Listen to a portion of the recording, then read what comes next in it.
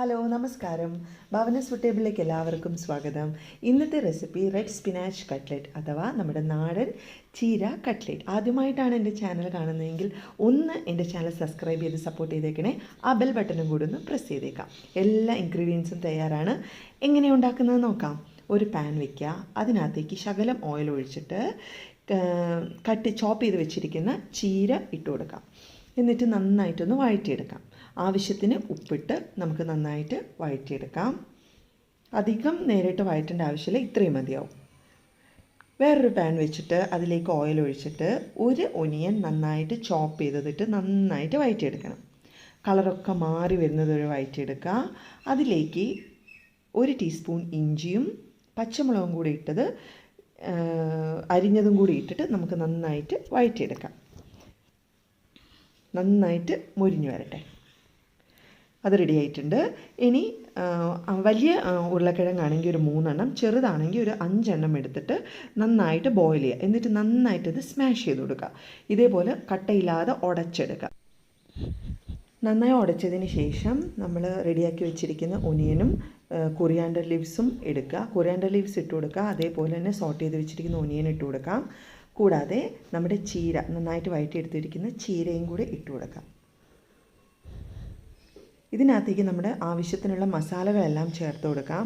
ആദ്യമായിട്ട് ആവശ്യത്തിന് ഉപ്പ്, പിന്നെ garam masala 1/4 teaspoon, pepper powder 1/4 teaspoon, chicken masala 1/4 teaspoon. എന്നിട്ട് നന്നായിട്ട് മിക്സ് ചെയ്തെടുക്കാം.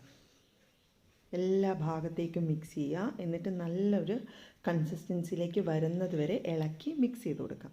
നോക്കൂ, ഈ ഒരു പരുവത്തിൽ നമുക്ക് കിട്ടിയിട്ടുണ്ട്. ഇനി നമുക്കൊരു മുട്ട വേണം. കൂടാതെ ബ്രെഡ് ക്രംസും കൂടെ വേണം. ബ്രെഡ് ക്രംസ് 1/2 കപ്പും ഒരു മുട്ടയും കൂടെ ബീറ്റ് ചെയ്തെടുത്തത്. എന്നിട്ട് നമ്മളിത് ചെറിയ ചെറിയ ബോൾസ് ആക്കി എടുക്കുക. ഒരു കയ്യിൽ ചെറിയ ബോളാക്കി എടുക്കാം, മറ്റൊരു കയ്യിൽ വെച്ച് പരത്തിയെടുക്കാം. അങ്ങനെ ഓരോരോ കട്ട്ലേറ്റും നമുക്ക് പരത്തിയെടുക്കാം. അധികം കട്ടിയോടുകൂടെ വേണ്ട, അത്യാവശ്യം കട്ടിയോടുകൂടെ നമുക്ക് ഓരോന്നായിട്ടും കട്ട്ലേറ്റിൻ്റെ ഷേപ്പിലേക്ക് ആക്കിയെടുക്കാം.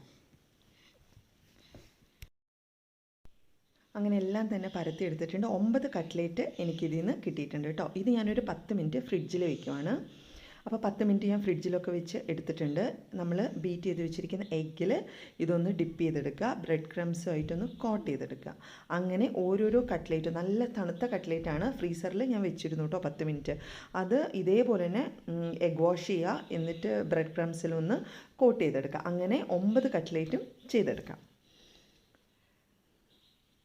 ഫ്രൈ ചെയ്യുന്നതിന് മുമ്പേ നമുക്ക് വേണമെങ്കിൽ ഒന്നും കൂടെ ഈ ബ്രെഡ് ക്രംസിലിട്ടൊന്ന് കോട്ട് ചെയ്തിട്ട് ഫ്രൈ ചെയ്ത് കഴിഞ്ഞാൽ കുറച്ചും കൂടെ ക്രിസ്പായിട്ട് നമുക്ക് കിട്ടും കേട്ടോ. 9 കട്ട്ലേറ്റും ഇതേപോലെ തന്നെ എഗ് വാഷ് ചെയ്ത് ക്രമ്മിൽ കോട്ട് ചെയ്തെടുത്തിട്ടുണ്ട്. ഇനിയൊരു പാൻ വയ്ക്കുക. അതിലേക്ക് ഓയിൽ ഒഴിച്ചു കൊടുക്കാം. ആവശ്യത്തിന് ഓയിൽ. ഞാൻ മുക്കി പിടിക്കാനല്ല, അല്ലാതെയാണ് കട്ട്ലേറ്റ് ഉണ്ടാക്കുന്നത്.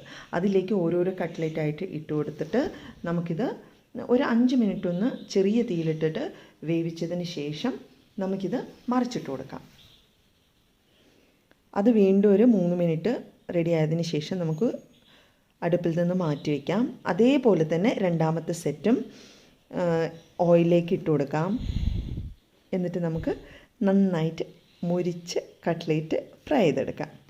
നോക്കൂ, നമ്മുടെ കട്ട്ലേറ്റ് ഇവിടെ തയ്യാറാണ്. വളരെ ടേസ്റ്റി ആയിട്ടുള്ള ചീര കട്ട്ലേറ്റ്.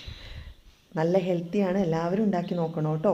ഇഷ്ടപ്പെട്ടാൽ എൻ്റെ ചാനൽ വീഡിയോസ് ലൈക്ക് ചെയ്യുക, സബ്സ്ക്രൈബ് ചെയ്യുക, ഷെയർ ചെയ്യുക, കൂട്ടുകാർക്കൊക്കെ അയച്ചു കൊടുക്കുക. അടുത്തൊരു വിഭവമായിട്ട് ഇനിയും കാണാം. താങ്ക്